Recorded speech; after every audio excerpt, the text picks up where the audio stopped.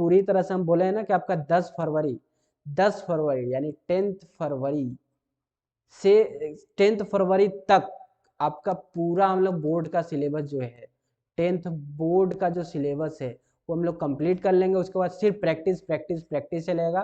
संस्कृत का आपको मैं बता देता हूँ, संस्कृत का जो है वो लाइव सेशन चल रहा है। अगर लाइव आपका चल रहा है, पूरा फुल सिलेबस संस्कृत का फ्री ऑफ कॉस्ट है। फुल संस्कृत का क्या, पूरे आपका यहाँ पे संस्कृत का हम लोग कराते हैं इस चैनल पे आपका प्रिपरेशन।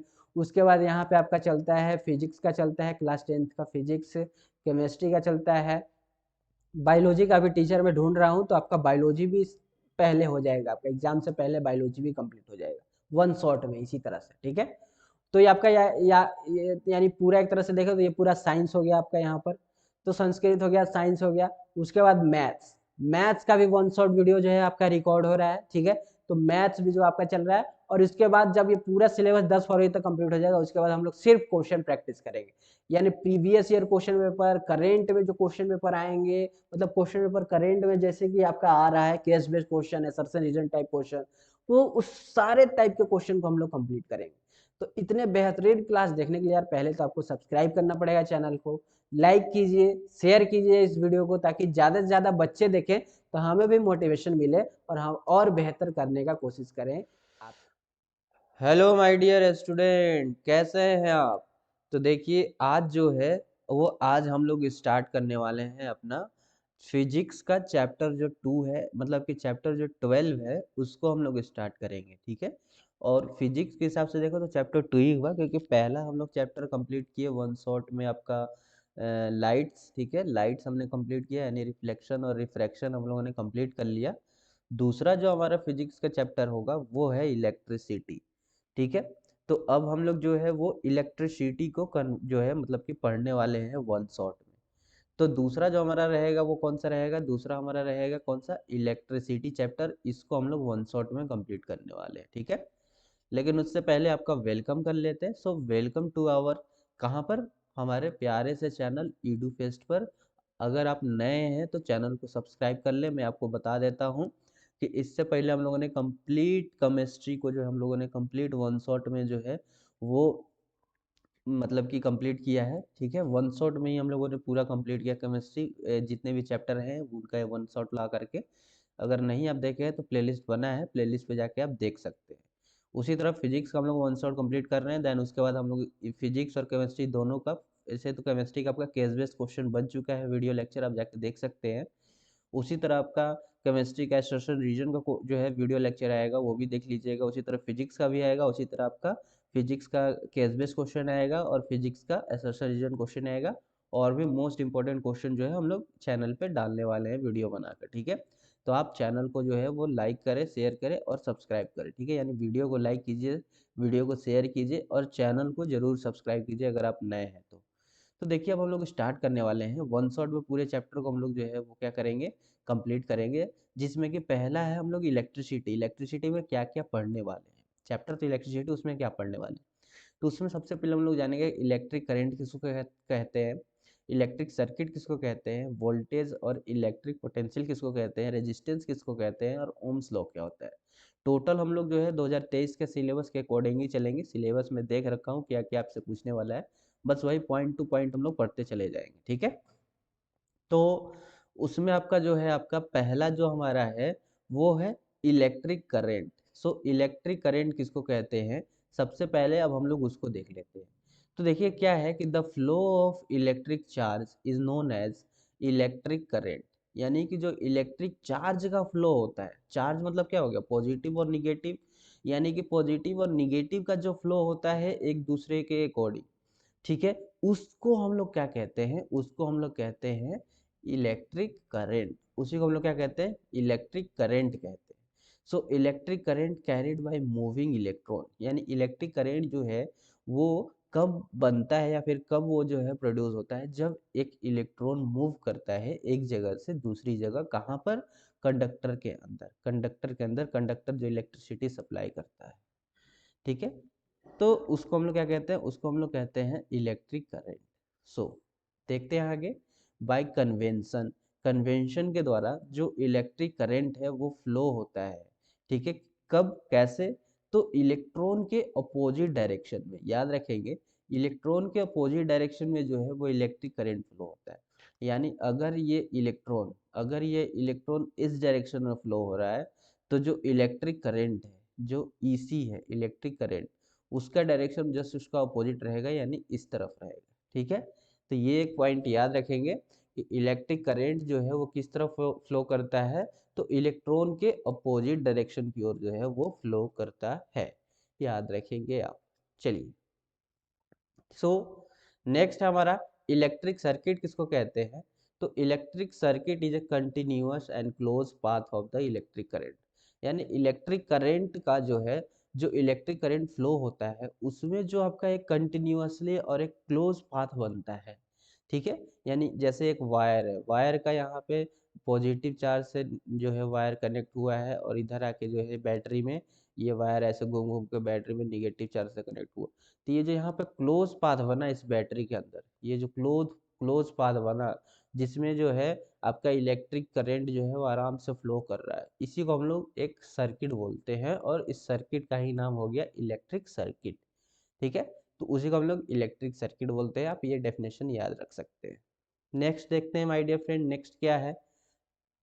नेक्स्ट है आपका कि expression of electric current. Electric current का कैसे हम लोग जो है मतलब कि शो कर सकते हैं, कैसे हम लोग उसको दिखा सकते हैं? So electric current is donated by the letter of I. ठीक है, यानी इलेक्ट्रिक करंट को हम लोग आई से जो है वो शो कर सकते हैं, डोनेट कर सकते हैं। ठीक है, denote. So electric current is express by the rate of flow of electric charge. Electric current जो है उसको हम लोग एक्सप्रेस करते हैं कि कितना रेट ऑफ फ्लो हो रहा है इलेक्ट्रिक चार्ज, यानी कि कितना चार्ज फ्लो हो रहा है उसके अकॉर्डिंग जो है वो इलेक्ट्रिक करंट आपको मिलेगा। यानी 1 मिनट में 1 सेकंड में कितना चार्ज फ्लो हो पा रहा है, उसी को हम लोग इलेक्ट्रिक करंट कहते हैं। सो रेट ऑफ फ्लो का मतलब क्या होता है? सो रेट ऑफ फ्लो का मतलब है कि the amount of charge flowing through a particular area in a unit of time. यानी एक समय में एक पर्टिकुलर एरिया से, मान लो ये हमारा एक पर्टिकुलर एरिया है, मान लो ये एक बॉर्डर है, इस बॉर्डर से एक टाइम में कितने आतंकवादी एक देश से दूसरे देश में पास कर रहे हैं, उसी को हम लोग रेट ऑफ घुसपैठिया बोलते हैं। यानी कितने घुसपैठिया जो है वो एक समय में कितने घुसपैठिया बॉर्डर को पार किए। सो वही मीन यहाँ पे हम लोग रख सकते हैं रेट ऑफ फ्लो को इलेक्ट्रिक करंट के हिसाब से, कि कितना अमाउंट ऑफ चार्ज जो है वो फ्लो हो रहा है एक पर्टिकुलर एरिया में एक पर्टिकुलर टाइम पर। ठीक है, उसी को कहते हैं। अब यहाँ पे आप देख सकते हैं ये पॉजिटिव है और ये निगेटिव है। यहाँ पे आपको, यहाँ पे बैटरी है, बैटरी से कनेक्टेड है दो वायर्स, एक पॉजिटिव की तरफ ऐसे जा रहा है, एक निगेटिव की तरफ ऐसे जा रहा है। इसमें देखेंगे तो जो पॉजिटिव चार्ज है, पॉजिटिव चार्ज उसका फ्लो किधर की ओर है? पॉजिटिव चार्ज का जो फ्लो है वो इस डायरेक्शन में है, ऐसे। और वहीं पर इलेक्ट्रॉन का फ्लो, पॉजिटिव चार्ज का मतलब क्या हो गया? ये आपका करेंट है। पॉजिटिव चार्ज का मतलब ये क्या हो गया? ये आपका करेंट है। क्या है सर जी? ये करेंट है।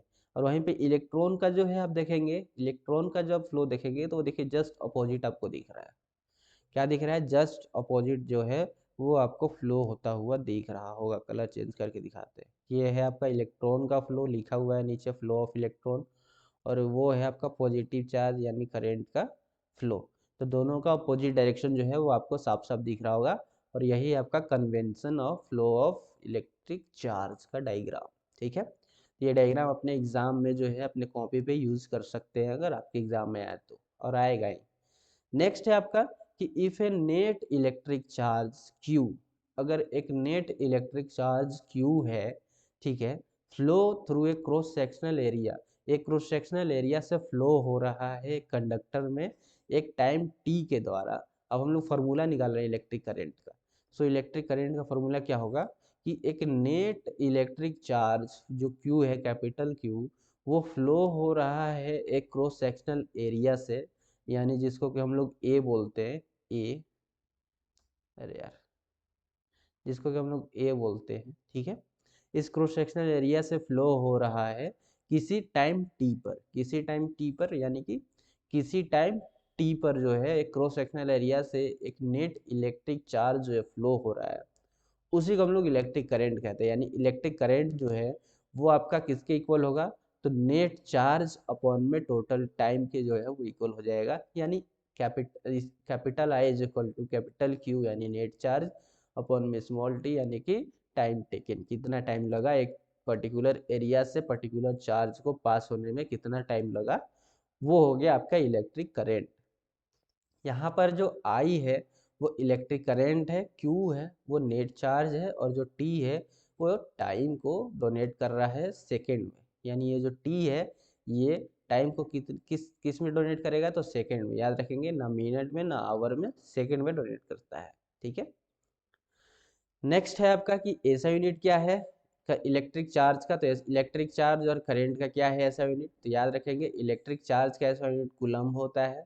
ठीक है। इलेक्ट्रिक चार्ज का ऐसा यूनिट क्या होता है, याद रखेंगे my dear friend, electric charge का ऐसा यूनिट क्या होगा, कूलम्ब होता है।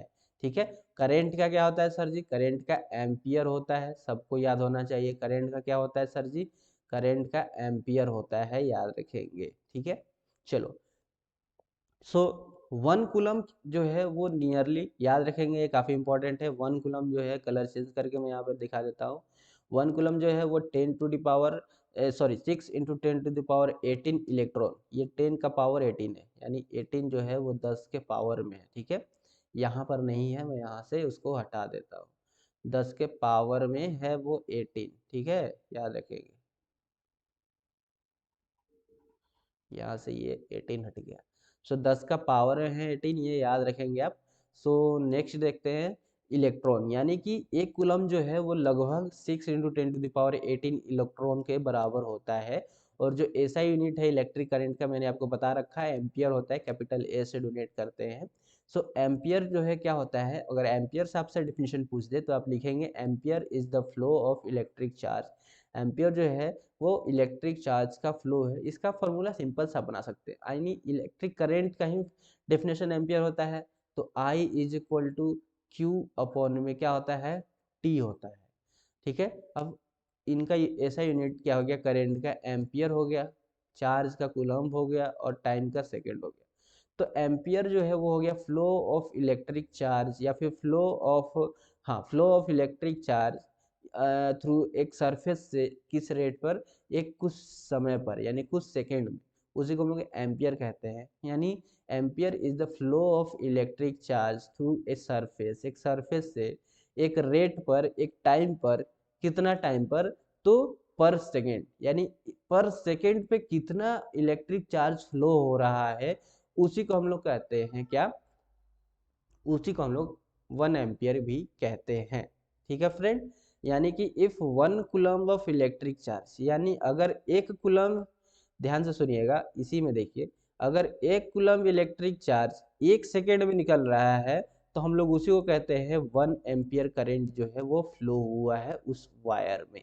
उम्मीद है समझ गए होंगे। 1 coulomb of electric charge 1 second में फ्लो हुआ है, तो हम कहते हैं कि 1 एम्पियर करंट जो है वो फ्लो हुआ है उस वायर में। तो वही यहाँ पे डेफिनेशन है 1 एम्पियर का, कि if 1 coulomb of electric charge flow through a cross sectional area in 1 second, so that is called the 1 ampere, या फिर it would be equal to 1 ampere. यानी 1 ampere is equal to 1 coulomb upon में 1 second, जो कि मैंने आपको यहाँ पे लिख के दिखा दिया है। चलिए, कुछ इंपॉर्टेंट चीज देख लेते हैं। Small quantity of electric current, electric current का स्मॉल क्वांटिटी देख लेते हैं। So the small quantity of electric current is express by milliampere में हम लोग इलेक्ट्रिक करंट को जो है वो एक्सप्रेस कर सकते हैं। माइक्रो एम्पियर में जो है हम लोग उसको दिखा सकते हैं। सो मिली एम्पियर जो है, जिसको हम लोग शॉर्ट में एम ए लिखते हैं, और माइक्रो एम्पियर को शॉर्ट में हम लोग पी ए लिखते हैं। याद रखेंगे, मिली एम्पियर को शॉर्ट में एम ए लिखते हैं, एम ए बी ए पास ठीक है, नहीं, ए में लिखते हैं। ठीक है। और माइक्रो एम्पियर को पी ए लिखते हैं, यानी कि बेचारा पी कर जो है वो भाग गया है। सो 1 मिली एम्पियर जो है वो आपका 10 का पावर -3, ये यहाँ पे -3 नहीं है, यहाँ पे आपका 10 का पावर -3 है। और 1 जो आपका और 1 माइक्रो एम्पियर जो है, 1 माइक्रो एम्पियर जो है वो 10 टू द पावर -6 एम्पियर के बराबर होता है। ये याद रखेंगे आप। ठीक है। देन नेक्स्ट देखते हैं क्या है फ्रेंड। नेक्स्ट है आपका एम मीटर। एम मीटर किसको कहते हैं, देखो एम मीटर एक डिवाइस है। ठीक है। एमीटर एक एपरेटस है, ठीक है, एपरेटस जो मेजर करता है इलेक्ट्रिक करंट को एक सर्किट में, उसी को हम लोग एमीटर कहते हैं। कैसे पहचानेंगे एमीटर क्या सा है, तो उसके जो है आप देखेंगे उसके उस पे कैपिटल ए बना हुआ होता है, ठीक है, यानी एमीटर को पहचानने का तरीका है कैपिटल ए लिखा रहेगा, ठीक है, तो हम समझ जाएंगे वो एमीटर है। सो एमीटर क्या करता है, वो इलेक्ट्रिक करंट को जो है वो मेजर करता है। नेक्स्ट देखते हैं चार्ज किसको कहते हैं, तो like mass the charge is fundamental properties of matter. आपको पता है जैसे अगर मास के हिसाब से देखें, मास भी एक फंडामेंटल प्रॉपर्टीज ऑफ मैटर है, उसी तरह चार्ज भी जो है वो एक फंडामेंटल प्रॉपर्टीज ऑफ मैटर है, ठीक है। अब चार्ज दो टाइप्स के होते हैं, पहला पॉजिटिव होता है और दूसरा निगेटिव चार्ज होता है। तो सबसे पहले पॉजिटिव और निगेटिव का जो है हम लोग चार्ज के बारे में पढ़ लेते हैं क्या है कैसे। जैसे कि the charge acquired by a glass rod when rubbed with silk, यानी कि हम लोग जो है वो एक जैसे चार्ज को हम लोग करें तो एक ग्लास रड को जो है ग्लास रड में अगर हम एक सिल्क से जो है रब्ड कर दे, किसको, ग्लास रड को, ग्लास रड को अगर हम सिल्क से जो है रब्ड यानी कि उसको थोड़ा सा क्या करते हैं एक दूसरे से घसीट दे ले करके, सो वहां पर जो है क्या होगा, is called a positive charge, वहां पे जो है वो एक पॉजिटिव चार्ज जो है वो जनरेट होता है। And the charge acquired by an ebonite rod, अब एक हम कार्बोनाइट रड ले ले, यहाँ पे कार्बोनाइट होगा, कार्बोनाइट रड ले ले और उसको रब करे एक वुल से, ठीक है, वुल से रड करे, ऊन से, जिसको ऊन बोलते हैं, तो वहां पर जो आपका चार्ज जनरेट होगा वो चार्ज आपका निगेटिव चार्ज है वो जनरेट होता है। याद रखेंगे फ्रेंड, ठीक है, ऐसे ये इतना इंपॉर्टेंट नहीं है, बट मैंने पढ़ा दिया कि अगर आपके एग्जाम में पूछ देना तो आप कम से कम कुछ कुछ भी तो लिख सके उसके बारे में। और ऐसे भी ये लाइन इंपॉर्टेंट नहीं है, ये लाइन इंपॉर्टेंट नहीं है, ठीक है, उससे ज्यादा इंपॉर्टेंट कहीं नीचे वाला लाइन है। कौन सा, प्रॉपर्टीज ऑफ इलेक्ट्रिक चार्ज, ये आपके एग्जाम में आ सकता है कि write two properties of electric charge.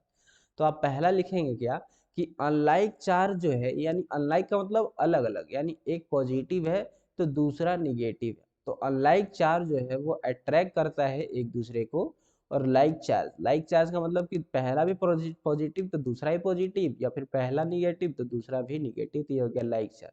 Like charge जो है वो रिपेल करते हैं, यानी एक दूसरे से दूर भागते हैं, यानी ये पॉजिटिव यहाँ है, ये पॉजिटिव है, इनको अगर हम पास में ले आएंगे दोनों को तो ये आपस में दूर भागेंगे, क्या भागेंगे, दूर, यानी रिपेल करेंगे। दूसरा प्रॉपर्टी ये है कि the force between two charges, अब इन दो चार्जेस के बीच में जो यहाँ पे फोर्स लग रहा है, ये जो फोर्स लग रहा है, टू चार्जेस फोर्स जो लग रहा है वो directly as the product of two charges, दो चार्जेस के प्रोडक्ट के डायरेक्टली है, एंड इन्वर्सली है उनके डिस्टेंस के, यानी जितना डिस्टेंस हम कम करेंगे उतना ज्यादा फोर्स लगेगा, और जितना डिस्टेंस हम ज्यादा करेंगे उतना ही डिस्टेंस कम लगेगा। ऐसा क्यों, क्योंकि डिस्टेंस जो है वो इन्वर्सली प्रोपोर्शनल है और जो चार्ज है वो डायरेक्टली प्रोपोर्शनल, ठीक है।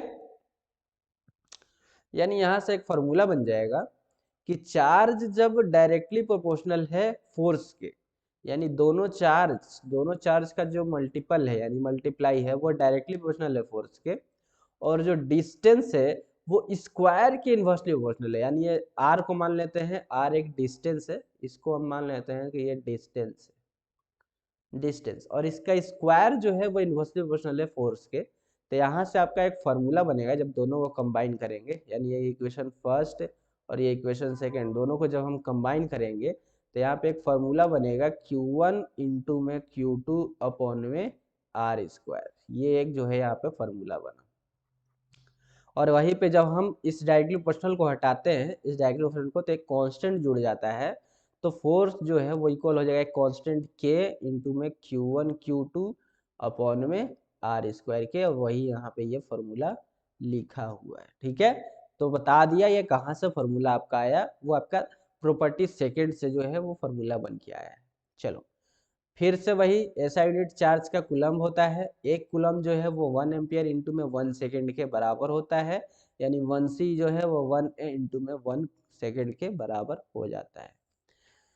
The quantity of the charge which flow through A circuit, यानी एक सर्किट में चार्ज का क्वांटिटी यानी कितनी मात्रा में चार्ज फ्लो हो रहे हैं उसका जो क्वांटिटी है, कब व्हेन 1 एम्पियर ऑफ करंट जो है वो फ्लो करता है 1 सेकेंड में, उसको हम लोग 1 कूलम्ब ऑफ चार्ज बोलते हैं।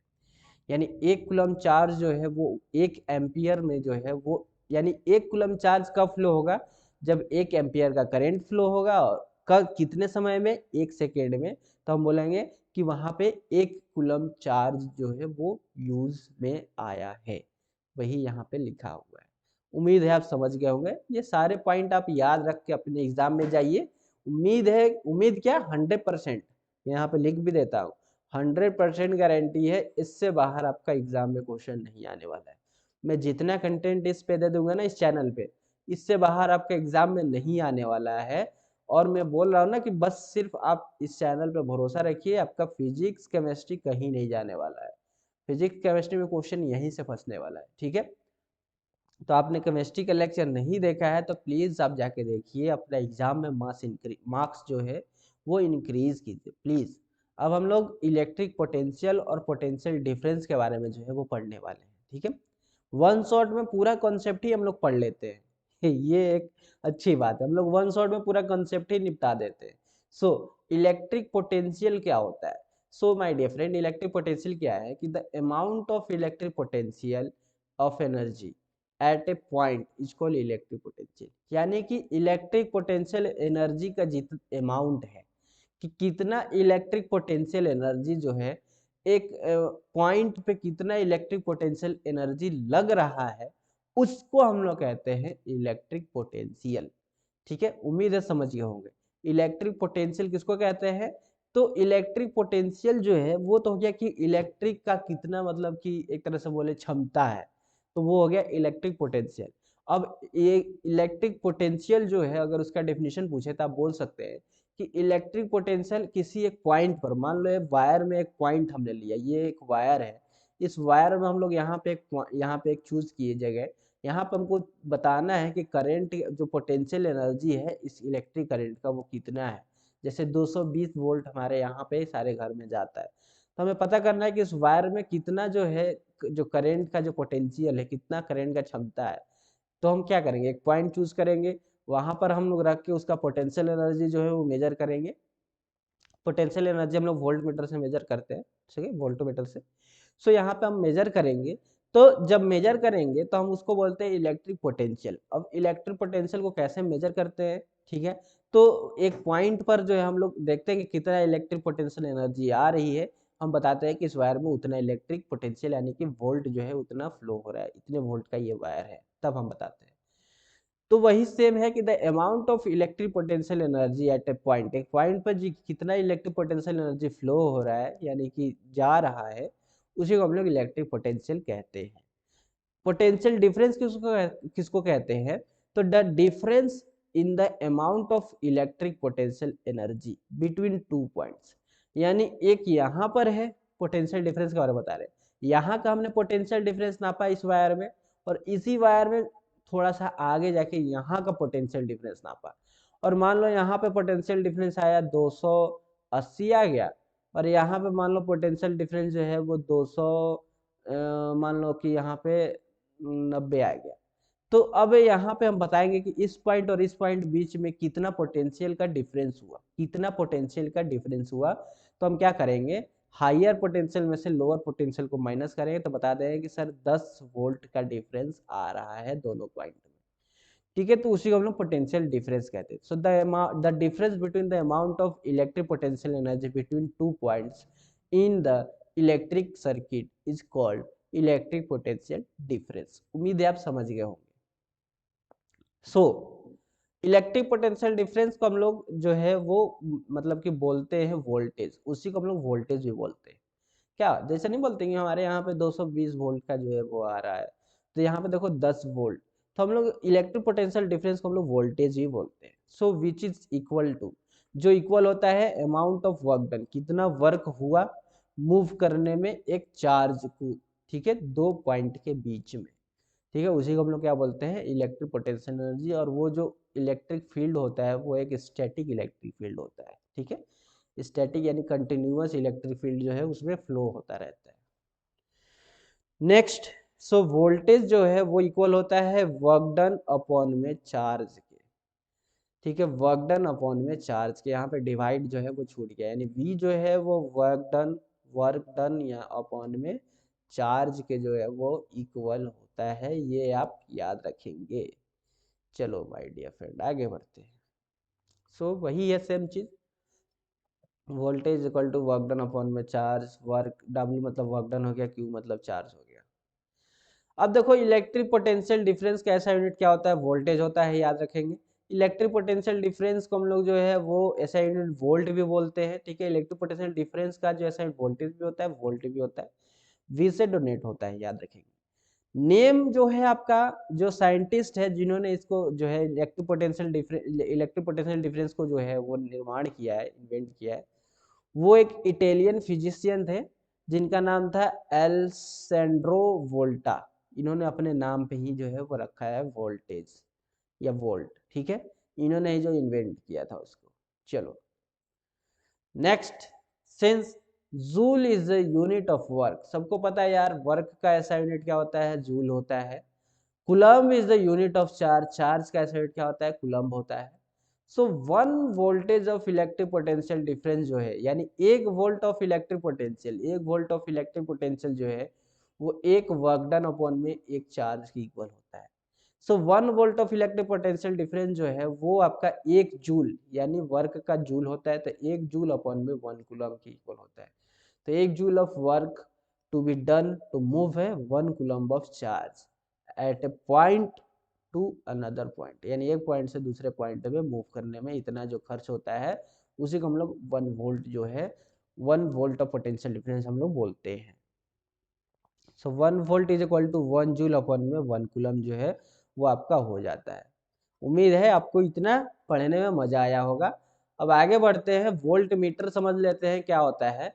सो वोल्ट मीटर भी एक तरह का जो है आपका मशीन है, अपरेटस है, जो मेजर करता है पोटेंशियल डिफरेंस को या फिर पोटेंशियल इलेक्ट्रिक पोटेंशियल डिफरेंस को मेजर करता है बिटवीन दो पॉइंट के बीच में, उसी को हम लोग कहते हैं हम वोल्टोमीटर। गैल्वेनोमीटर क्या करता है, ये भी एक डिवाइस है जो डिटेक्ट करता है करंट को गैल्वेनोमीटर जो है वो नापता है, ठीक है, कहाँ पर, इलेक्ट्रिक सर्किट में, गैल्वेनोमीटर।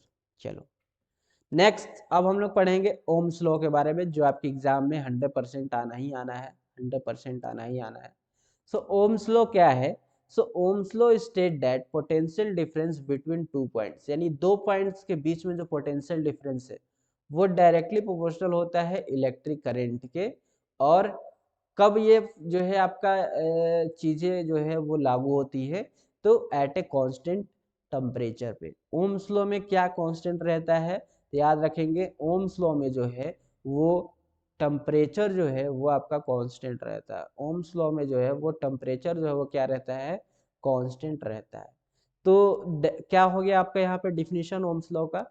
सो ओम्स लॉ का डेफिनेशन हो गया कि Ohm's law state that the potential difference between 2 points is directly proportional to the electric current, कब, एट ए कांस्टेंट टेम्परेचर पर। यानी जो पोटेंशियल डिफरेंस है 2 पॉइंट्स के बीच में वो आपका डायरेक्टली प्रोपोर्शनल होता है किसके, इलेक्ट्रिक करंट के। यानी कि पोटेंशियल डिफरेंस यानी कि वोल्ट हो गया, वोल्ट जो है वो इलेक्ट्रिक करंट के डायरेक्टली प्रोपोर्शनल हो गया।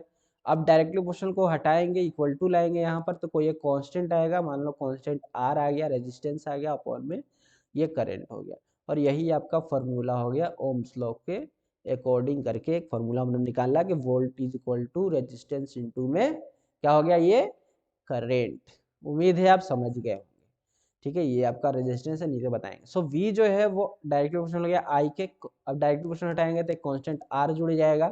सो यहाँ पे आपका फॉर्मूला बना V is equal to R I, और यहाँ से करंट का भी फॉर्मूला बन गया कि I is equal to V upon में R, I is equal to V upon में R जो है वो यहाँ पे फॉर्मूला यहाँ पे बन गया। और यहाँ से रेजिस्टेंस का भी फॉर्मूला बन गया R is equal to V upon में I, ठीक है, ये सारे फॉर्मूला आप याद रखेंगे। सो आर जो है वो एक कांस्टेंट है गिवन कंडक्टर का एट ए गिवन टेम्परेचर पर जो है आपका, जिसको कि हम लोग रेजिस्टेंस बोलते हैं, ठीक है, याद रखेंगे। सो नेक्स्ट देखते हैं, नेक्स्ट क्या है, नेक्स्ट है हमारा रेजिस्टेंस। सो रेजिस्टेंस क्या होता है?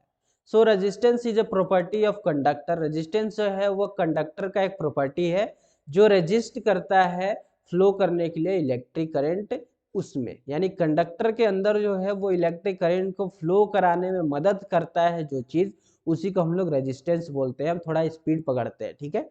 सो ऐसा यूनिट क्या है रेजिस्टेंस का? ऐसा यूनिट रेजिस्टेंस का ओम, ओम बोलते हैं रेजिस्टेंस का ऐसा यूनिट। ये ग्रीक लेटर है और जो है हम लोग इसको ओम को डोनेट करते हैं। ये क्या लिखा है? ओम को ऐसे डोनेट नहीं करते हैं, क्यू से नहीं करते हैं, ओम को इस तरह से डोनेट करते हैं, ठीक है। ये याद रखेंगे आप, ग्रीक वर्ड है। चलो नेक्स्ट देखते हैं माय डियर फ्रेंड।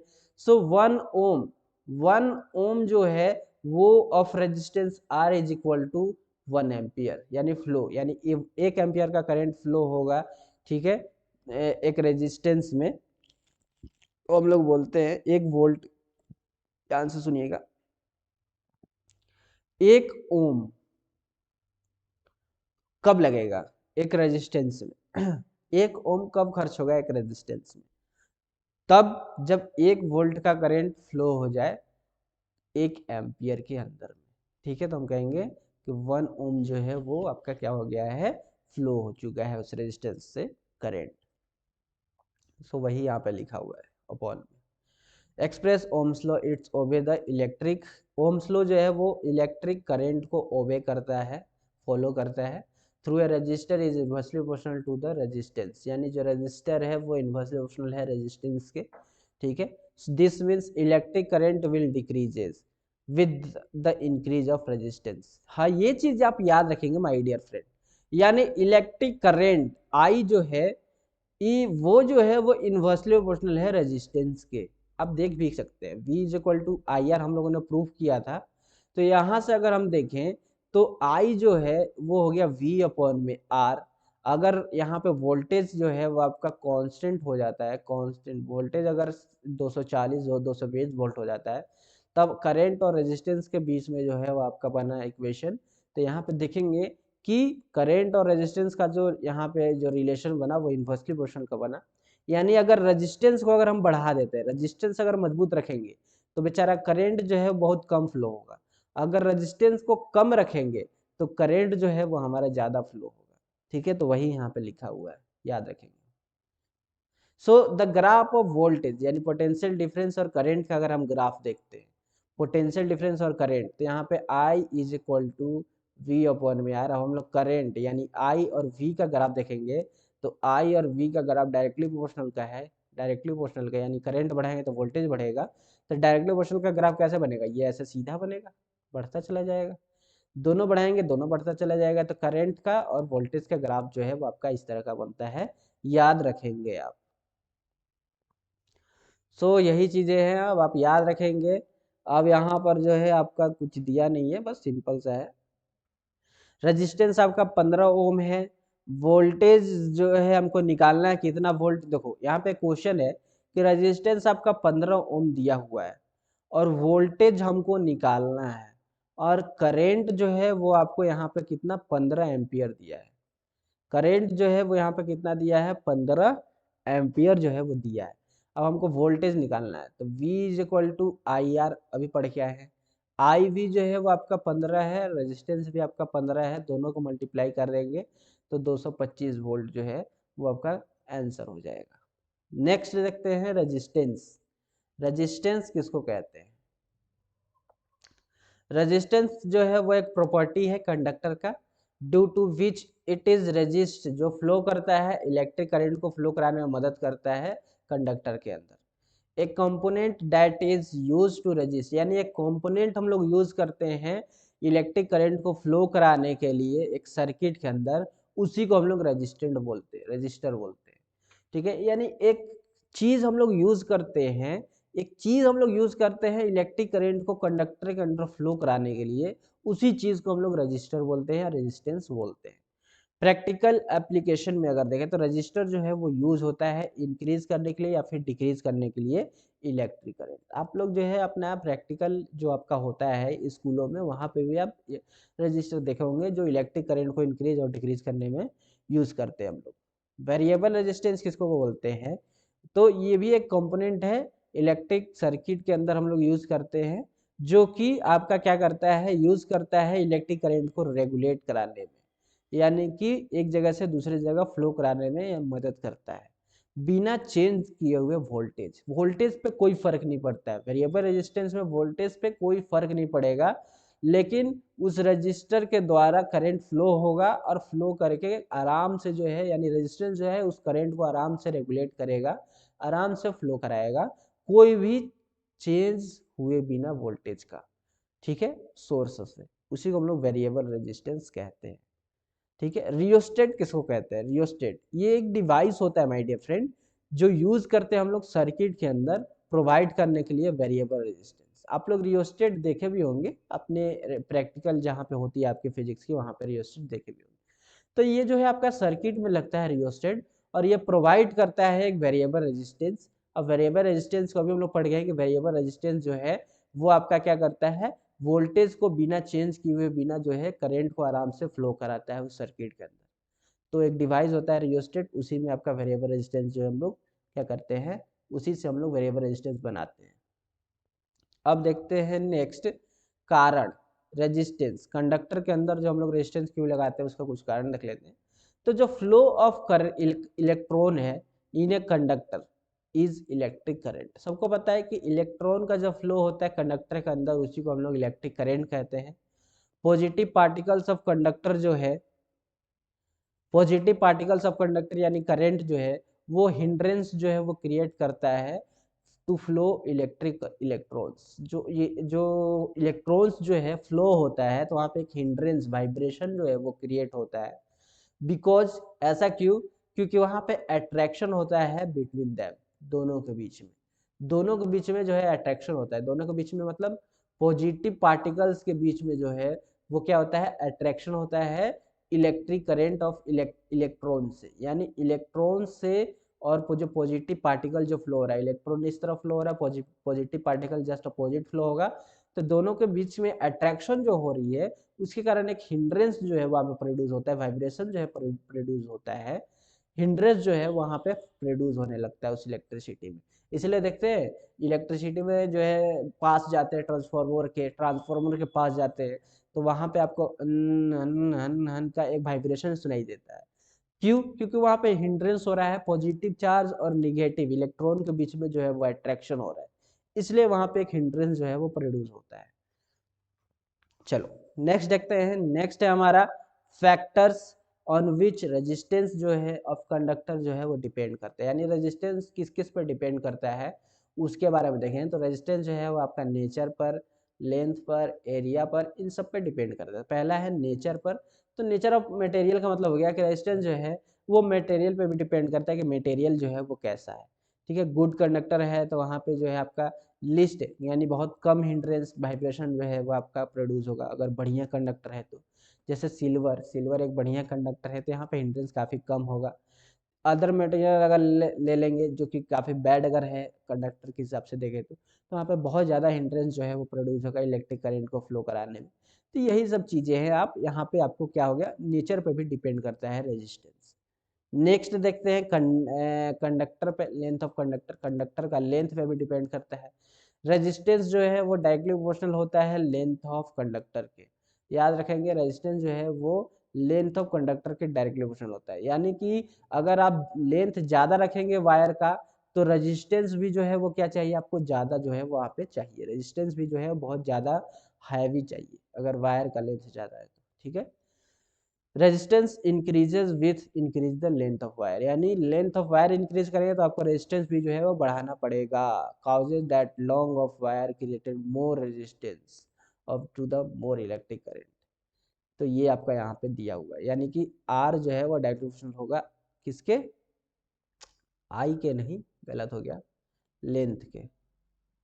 आर जो है वो डायरेक्ट हो जाएगा लेंथ के, ठीक है, एल के। तीसरा है क्रॉस सेक्शनल एरिया पे भी जो है वो डिपेंड करेगा, यानी कि रेजिस्टेंस जो आर है वो इनवर्सली, यानी रेजिस्टेंस जो है वो इनवर्सली प्रोपोर्शनल होगा किसके, एरिया के। यानी एरिया बढ़ाएंगे तो रेजिस्टेंस जो है वो क्या होगा, कम लगेगा, और अगर एरिया कम करेंगे तो रेजिस्टेंस क्या होगा, ज़्यादा लगेगा। वही चीज़ें आपको यहाँ पे लिखी होंगी, आप पढ़ लेंगे, ठीक है। तो अब यहाँ से अगर हम देखें तो हमें दो चीजें मिली हैं, एक यहाँ पे ये फर्स्ट यहाँ पे ये इक्वेशन और दूसरा ये इक्वेशन मिला है। अब यहाँ पे दोनों को अगर हम कंबाइन करते हैं तो R जो है वो आपको directly proportional to L upon में A जो है वो आपको यहाँ से मिलेगा, L अपॉन में A जो है वो आपको यहाँ से मिल जाएगा। उम्मीद है आप समझ रहे हैं, मजा आ रहा है। तो यहाँ से R जो है वो L अपॉन में A जो है वो मिल जाएगा। तो अब वहां से वही सेम चीज है, L अपॉन में A है। अब इस डायरेक्टली प्रोपोर्शनल को हटाएंगे, इक्वल टू लाएंगे तो एक कांस्टेंट जुड़ेगा, तो ये आपका कांस्टेंट हो गया रो अपॉन में L अपॉन में A। इस फॉर्मूला को आप याद रखिएगा, ठीक है।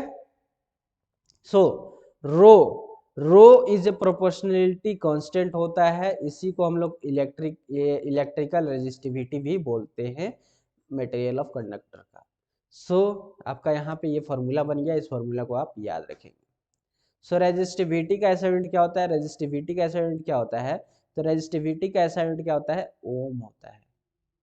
ओम। रेजिस्टेंस का तो ऐसा यूनिट आपको पता है, रेजिस्टेंस का ऐसा यूनिट ओम होता है। ऐसा यूनिट ऑफ एरिया, एरिया का ऐसा यूनिट मीटर स्क्वायर होता है, ये ऊपर रहेगा मीटर स्क्वायर। और लेंथ का ऐसा यूनिट मीटर होता है, सबको पता है।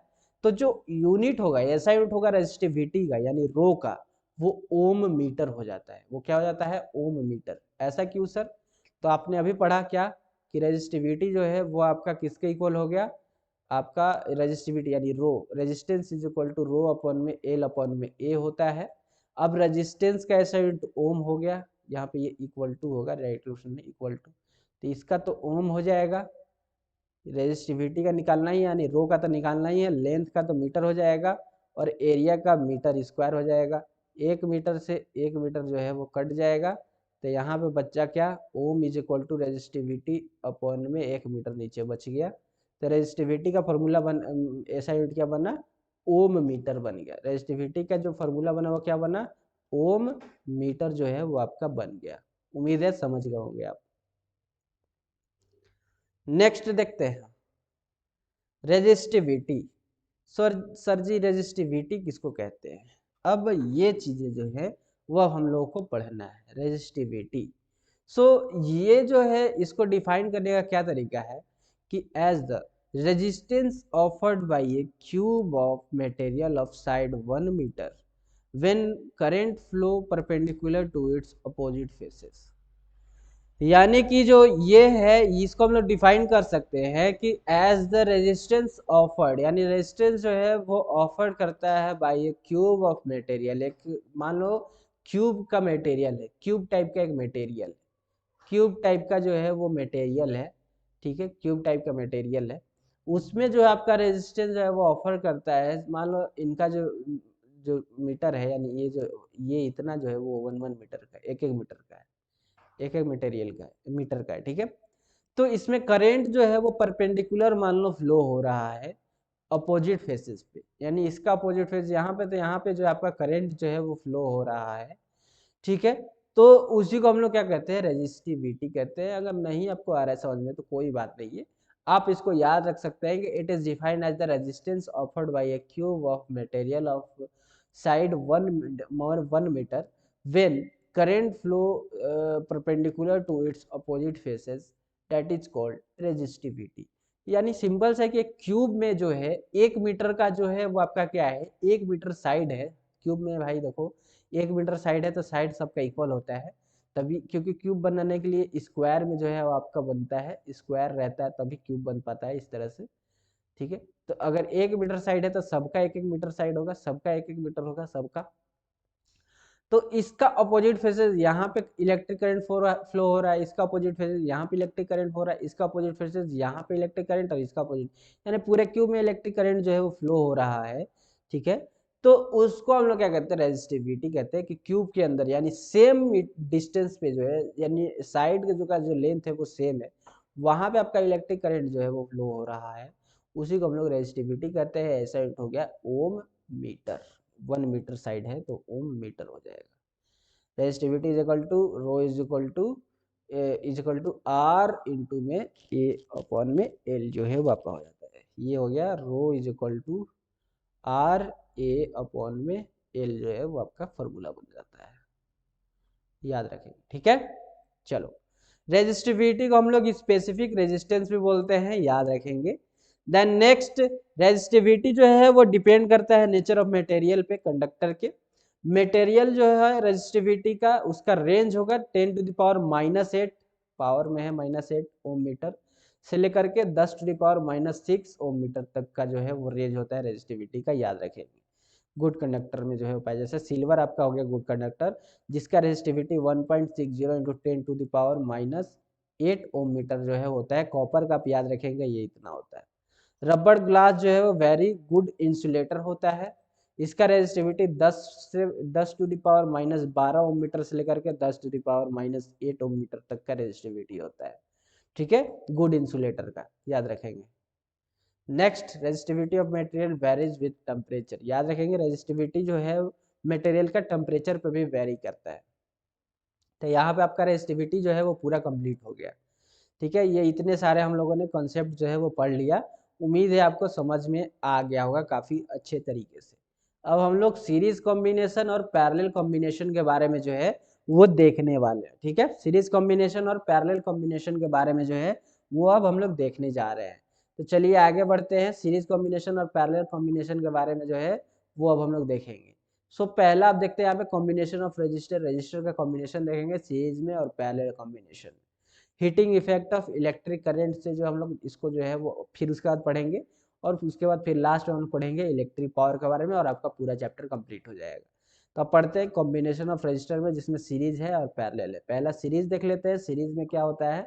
So when resistor are joined from end to end, resistor मतलब रजिस्टर का कैसे इस तरह से डोनेट करते हैं, एक वायर में, ये वायर है, इसमें ये रजिस्टर जो है वो लग गया, ये वायर है, इसमें ऐसे रजिस्टर लग गया। तो ये देखो सीरीज में लगा है, एक ही वायर में जो है वो तीन तीन रजिस्टर लग गया, ये रजिस्टर 1 है, ये रजिस्टर 2 है, और ये रजिस्टर 3 है। एक ही वायर में तीन तीन रजिस्टर जो है वो इस तरह से लग गया, तो ये हो गया सीरीज कॉम्बिनेशन।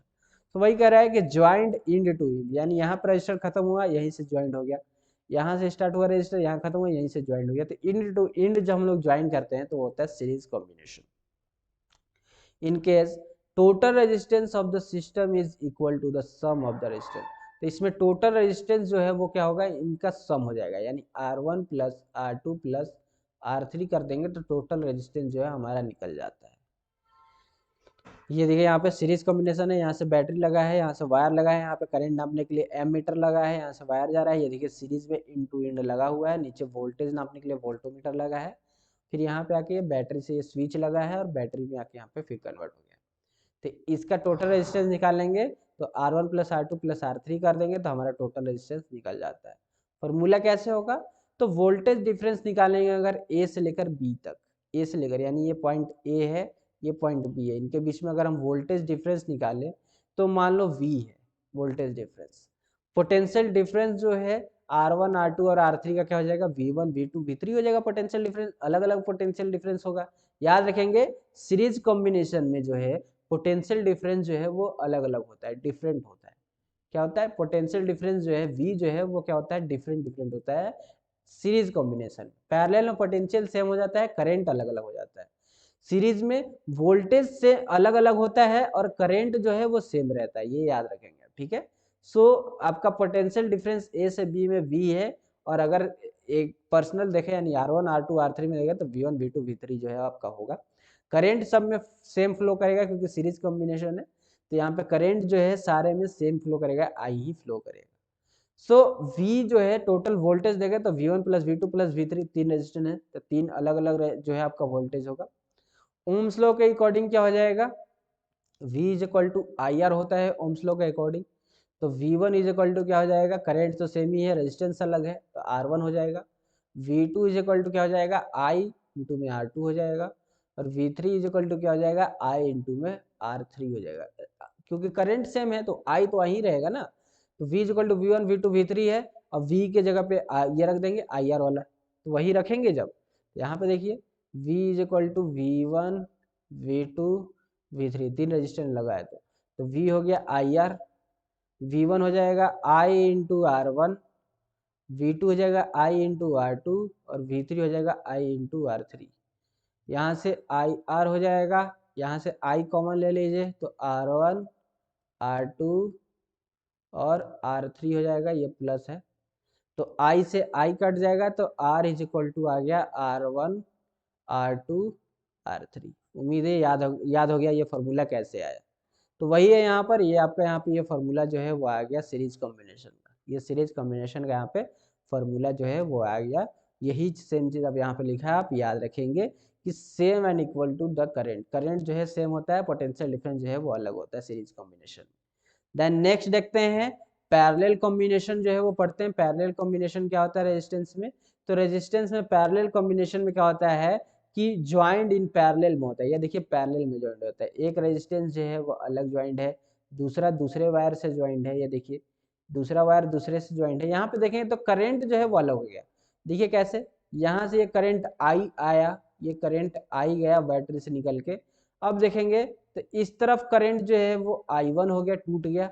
इस तरफ करंट जो गया वो I2 चला गया और इस तरफ करंट जो है वो I3 चला गया। तो करंट जब अलग अलग हो गया तो हम समझ जाएंगे कि भाई ये कौन सा सीरीज में है, तो ये पैरेलल सीरीज में कनेक्ट है रेजिस्टेंस। अगर करंट अलग अलग हो गया तो वोल्टेज सेम रहेगा, करंट अलग हो जाएगा पैरेलल में, याद रखेंगे, ठीक है। तो सेम अब यहाँ पे वही चीज हो जाएंगे, इसमें करंट अलग अलग है, वोल्टेज सेम है। तो करंट अलग अलग है तो इस बार I जो है वो करंट अलग अलग है तो I जो है I1 plus I2 plus I3 हो जाएगा। सेम वही हो जाएगा, अब क्या हो जाएगा इस बार I इज इक्वल टू क्या हो जाएगा, देखिए हम लोगों ने पढ़ा है V is equal to IR, ठीक है, ओम्स लॉ में। I हमको चाहिए तो इस बार I हो गया V अपॉन में R हो जाएगा इस बार, ठीक है। V अपॉन में R, वोल्टेज तो सेम ही रहेगा सब में। तो I1 क्या हो जाएगा, I1 हो जाएगा V अपॉन में R1। उसी तरह I2 हो जाएगा V अपॉन में R2 और उसी तरह I3 हो जाएगा V अपॉन में R3, ठीक है। तो यही I जो है आपका हो जाएगा V अपॉन में R, यहाँ पे I1 हो जाएगा V अपॉन में R1, I2 हो जाएगा V अपॉन में R2 और I3 हो जाएगा V अपॉन में R3। V कॉमन ले लेंगे, V जब कॉमन ले लेंगे तो 1 अपॉन में R1, 1 अपॉन में R2, 1 अपॉन में R3 हो जाएगा। V से V कट जाएगा तो 1 अपॉन में R is equal to 1 upon में R1, 1 अपॉन में R2, 1 अपॉन में R3। ये आपका फॉर्मूला बन गया पैरेलल कॉम्बिनेशन का। उम्मीद है आप समझ गए कैसे होगा पैरेलल कॉम्बिनेशन। चलो तो यही है, सेम यही चीज अब यहाँ पे लिखा हुआ है आपका, इसका PDF मिल जाएगा, आप पढ़ लेंगे सब चीजें। पैरेलल कॉम्बिनेशन का आपका ये फॉर्मूला बन गया, ठीक है, पैरेलल कॉम्बिनेशन का। चलो सर मजा आ गया। चलो अब हमको पढ़ना है heating effect of electric current. Electric current का क्या पढ़ना है, हीटिंग इफेक्ट पढ़ना है। तो चलो अब हीटिंग इफेक्ट पढ़ेंगे, फिर कॉजेज पढ़ेंगे हीटिंग इफेक्ट का, फिर उसके बाद joules law of heating effect जो है वो हम लोग पढ़ेंगे। चलो सर मजा आ गया भाई साहब, मजा सर इस तरह का आप अगर वन शॉट में दे देते हैं तो यार मजा आ जाता है सर पढ़ने का। चलो यार यही तो मेन कारण है पढ़ाने का, भाई वन शॉट में लो अपना पूरा सिलेबस कंप्लीट करो एक ही बार, ठीक है।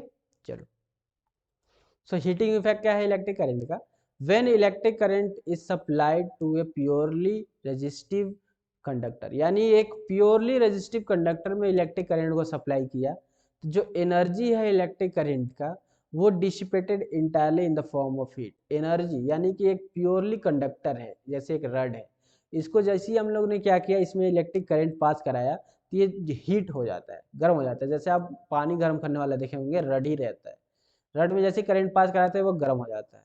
तो ऐसा क्यों होता है, तो वही होता है heating effect of electric current, ठीक है।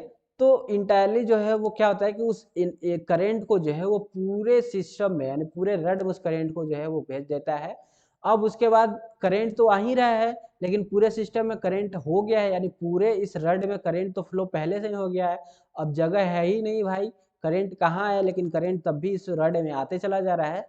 तो पूरा प्रेशर जो है करंट का इसमें, जैसे आदमी मतलब कि एक छोटा सा रूम में मान लो कि 1 करोड़ आदमी को भर देते हैं, तो भाई एक छोटे से रूम में 1 करोड़ आदमी कैसे आएंगे, बहुत कंजस्टेड हो जाएगा, तो बहुत ज्यादा वहां पे आपका धक्का धुक्म होगा। तो सेम वही कंडीशन यहाँ पे, करंट भाई रड का उतना आपका स्ट्रेंथ है नहीं, उसमें करंट लगातार जा रहा है तो क्या होगा, वो गर्म हो जाएगा, हीट कर जाएगा। तो वही सेम वही होता है heating effect of electric current. उम्मीद है आप समझ गए होंगे। The heating of resistor because the dissipated of electric energy in commonly is known as heating effect of electric current. समझ गए? When the electric energy is supplied in electric bulb, जो electric bulb में electric energy supply होता है उसमें filament लगा हुआ रहता है, ये आपको सबको पता है, वो हीट करता है और हीट करने के बाद वो ग्लो करने लगता है यानी जलने लगता है और वहाँ से लाइट प्रोड्यूस होने लगता है। ठीक है, यही कारण है हीटिंग इफेक्ट। वो कौन सा कारण है? इलेक्ट्रिक बल्ब का जो कारण होगा वो कौन सा है? वो heating effect of electric current के कारण ही बल्ब जलता है। चलो sir, causes of heating effect of electric current generated heat to overcome the resistance। Electric current जो है वो हीट जनरेट करता है रेजिस्टेंस को ओवरकम यानी कम करने के लिए offered by the conductor, conductor के द्वारा थ्रू इट्स पासेस, वहाँ से मतलब कि पास होता है। तो हायर द रेजिस्टेंस, रेजिस्टेंस अगर हायर है तो इलेक्ट्रिक करंट जो है वो जनरेट होगा हायर अमाउंट ऑफ में, यानी हीट जो है वो ज़्यादा जनरेट होगा। रेजिस्टेंस अगर हायर ज़्यादा है तो हीट भी जो है वो ज़्यादा जनरेट होगा, क्योंकि रेजिस्टेंस अगर ज़्यादा है तो वहाँ से करंट ज़्यादा फ्लो करेगा, ज़्यादा करंट फ्लो करेगा तो हीट भी ज़्यादा जो है वहाँ पे प्रोड्यूस होगा, और अगर रेजिस्टेंस कम है तो हीट भी कम प्रोड्यूस होगा। वही चीज़ यहाँ पे लिखा होगा, आप याद रखेंगे। Electrical heater, electrical geyser, electrical iron, इन सब में हायर रेजिस्टेंस जो है वो लगा रहता है, इसलिए वो जल्दी जो है वो हीटिंग में जो है वो काम करते हैं। ठीक है, गीजर उजर ये सारी चीज़ें। अब जूल्स लॉ ऑफ हीटिंग जो है वो हम लोग पढ़ने वाले हैं। जूल्स लॉ ऑफ हीटिंग के बारे में जो है वो अब हम लोग क्या करेंगे? पढ़ेंगे। जूल्स लॉ ऑफ हीटिंग के बारे में हम लोग पढ़ने जा रहे हैं। चलो सर देखते हैं जूल्स लॉ ऑफ हीटिंग क्या होता है। So let an electric current I, I है एक इलेक्ट्रिक करंट जो फ्लो हो रहा है एक रजिस्टर में, मान लो रजिस्टर जो है वो आर है, पोटेंशियल डिफरेंस जो है वो वी है, चार्ज जो है एक टाइम टी पर जो है मान लो चार्ज फ्लो हो रहा है यानी क्यू जो है वो फ्लो हो रहा है एक टाइम टी पर। तो यहाँ पे जो वर्क डन होगा चार्ज को मूव करने में पोटेंशियल डिफरेंस के कारण, तो वो होगा वर्क डन जो है वो V इंटू में Q, यानी कि वोल्टेज पोटेंशियल डिफरेंस अपॉन में चार्ज के जो है वो आपका इक्वल होगा वर्क डन। ठीक है, याद रखेंगे फॉर्मूला।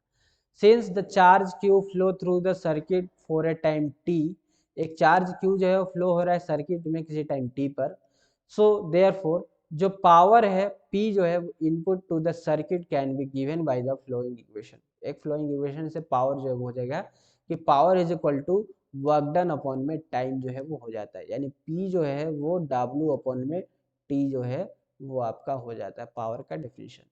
यहाँ से देखेंगे तो P is equal to W का भी ऊपर पढ़ के आए V अपॉन में Q होता है और नीचे में T हो गया, तो पावर का एक ये भी जो है आपका फॉर्मूला बनता है, याद रख लीजिएगा। अब एक और चीज देखेंगे, P is equal to V into में चार्ज अपॉन में टाइम, ये भी फॉर्मूला आप कहीं देखे होंगे। चार्ज अपॉन में time, sir ji charge upon में टाइम तो करंट होता है, तो ये लो ये फॉर्मूला बन गया यहाँ पर। समझे? तो ये सारे फॉर्मूला आप याद रखेंगे। ये सारे के सारे फॉर्मूले जो है वो आप याद रख सकते हैं। समझे कि नहीं समझे चाचा? जी सर समझ गए।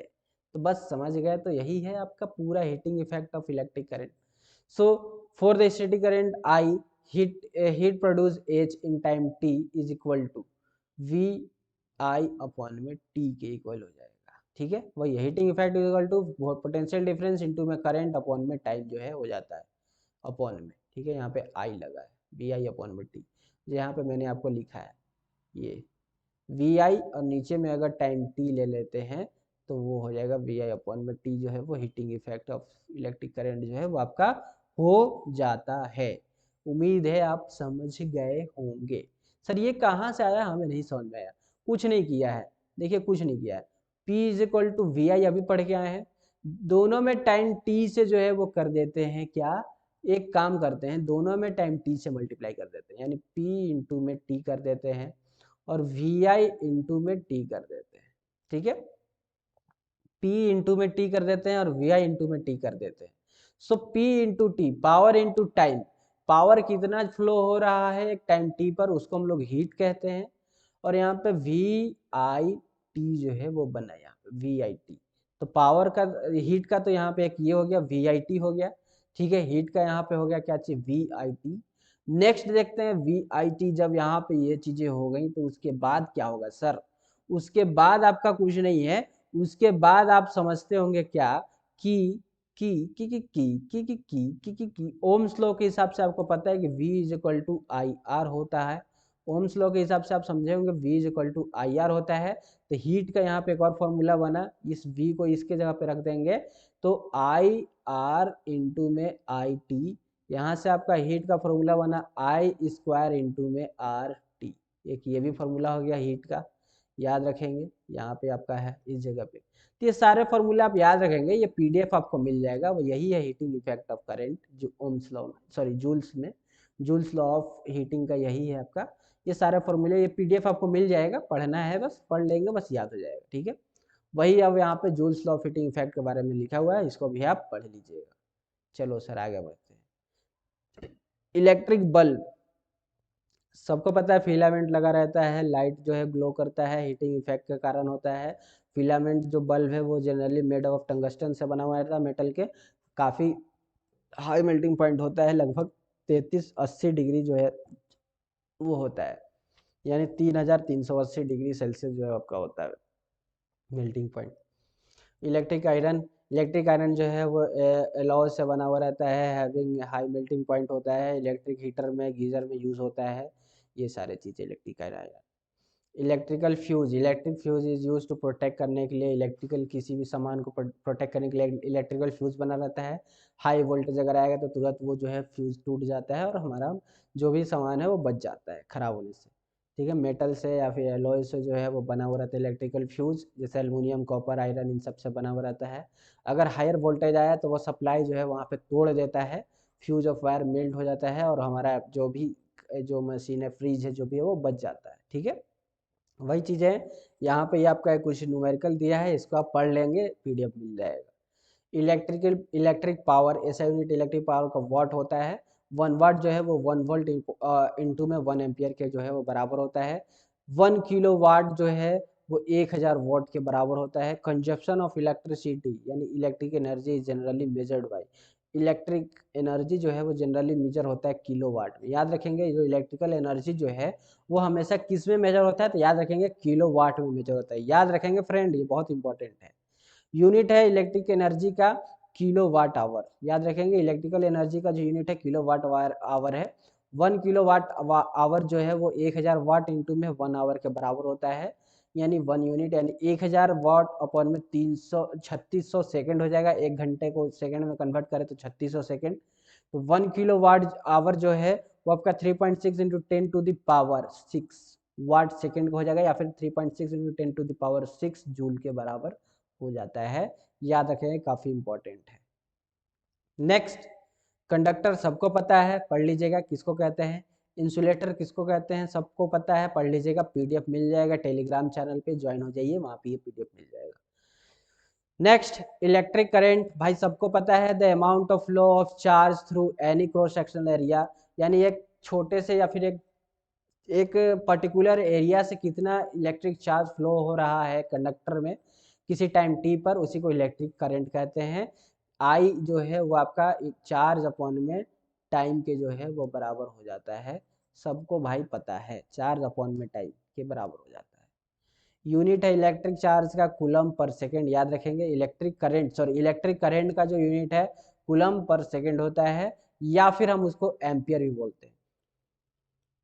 भाई याद रखिएगा, क्या करंट, इलेक्ट्रिक करंट का ऐसे यूनिट दो होते हैं, एक तो कूलम पर सेकेंड या फिर हम उसको एम्पियर भी बोलते हैं। स्केलर क्वांटिटी होता है इलेक्ट्रिक करंट, जिसको हम लोग एमीटर से मेजर करते हैं। डायरेक्शन, भाई सबको पता है करंट का डायरेक्शन इलेक्ट्रॉन से अपोजिट डायरेक्शन होता है। इलेक्ट्रिक पोटेंशियल अभी ऊपर पढ़ के आए हैं, पढ़ लीजिएगा। अब ये एक तरह का रिवीजन है, ये सारा रिवीजन में दिया है। ओम्स लॉ भी हम लोग पढ़ चुके हैं, अब ये सारा एक तरह का रिवीजन में ही है। अब ये आपको मिल जाएगा। हीटिंग इफेक्ट सब पढ़ चुके हैं हम लोगों ने, ठीक है। रेजिस्टेंस के बारे में पढ़ चुके हैं, अब ये रिवीजन यहाँ पे करा रहा है आपको, ठीक है। सारी चीज़ हम लोग पढ़ चुके हैं, रिवीजन है। कॉम्बिनेशन वाला सीरीज और पैरेलल दोनों पढ़ चुके हैं, सीरीज पैरेलल दोनों पढ़ चुके हैं। इलेक्ट्रिक एनर्जी पढ़ चुके हैं, ऐसा यूनिट इलेक्ट्रिक एनर्जी का जो है क्या होता है, जूल होता है, ठीक है। इलेक्ट्रिक पावर भी जो है क्या होता है, अब इसको थोड़ा देख लेते हैं। इलेक्ट्रिक पावर जो है वो क्या होता है, electric power work done per unit time जो है वो आपका इलेक्ट्रिक पावर होता है। जो पावर जो है वो वर्क डन इंटू में टाइम जो है वो आपका हो जाता है, ठीक है। Power is equal to energy into में टाइम, वर्क डन, या फिर एनर्जी इंटू में टाइम भी जो है आपका होता है। चलो इंटू नहीं, वर्क डन अपॉन में टाइम होगा, ठीक है, इंटू नहीं। उसी तरह एनर्जी इंटू में टाइम, एनर्जी अपॉन में टाइम जो है वो हो जाता है। ऐसा यूनिट पावर का वॉट होता है। 1 जूल ऑफ एनर्जी जो है वो आपका 1 सेकेंड में कितना फ्लो हो रहा है, उसी को हम लोग 1 वाट जो है वो कहते हैं। डेरिवेशन क्या है इलेक्ट्रिकल पावर का, अभी जस्ट ऊपर देख के आए हैं, अब इसका पीडीएफ भी मिल जाएगा, पढ़ लीजिएगा। और यहाँ पे आपका पूरी तरह से इलेक्ट्रिक करंट जो है या फिर करंट इलेक्ट्रिसिटी जो है चैप्टर आपका कंप्लीट हो जाता है, ठीक है। तो कैसा लगा ये चैप्टर आप बताएंगे, 1 शॉट में हम लोगों ने इसको पूरा निपटाया है। कैसा लगा ये पूरा चैप्टर आप बताएंगे प्लीज़। इसका पीडीएफ आपको टेलीग्राम चैनल पे मिल जाएगा। तो यार देखो, पूरी तरह से हम बोले हैं ना कि आपका 10 फरवरी यानी 10th फरवरी से 10th फरवरी तक आपका पूरा हम लोग बोर्ड का सिलेबस जो है, 10th बोर्ड का जो सिलेबस है वो हम लोग कंप्लीट कर लेंगे। उसके बाद सिर्फ प्रैक्टिस प्रैक्टिस प्रैक्टिस चलेगा। संस्कृत का आपको मैं बता देता हूँ, संस्कृत का जो है वो लाइव सेशन चल रहा है। अगर लाइव आपका चल रहा है, पूरा फुल सिलेबस संस्कृत का फ्री ऑफ कॉस्ट है। फुल संस्कृत का क्या, पूरे आपका यहाँ पे संस्कृत का हम लोग कराते हैं इस चैनल पे आपका प्रिपरेशन। उसके बाद यहाँ पे आपका चलता है फिजिक्स का, चलता है क्लास 10th का फिजिक्स, केमिस्ट्री का चलता है। बायोलॉजी का भी टीचर मैं ढूंढ रहा हूँ, तो आपका बायोलॉजी भी पहले हो जाएगा, आपका एग्जाम से पहले बायोलॉजी भी कंप्लीट हो जाएगा 1 शॉट में, इसी तरह से, ठीक है। तो ये आपका यानी पूरा एक तरह से देखो तो ये पूरा साइंस हो गया आपका यहाँ पर।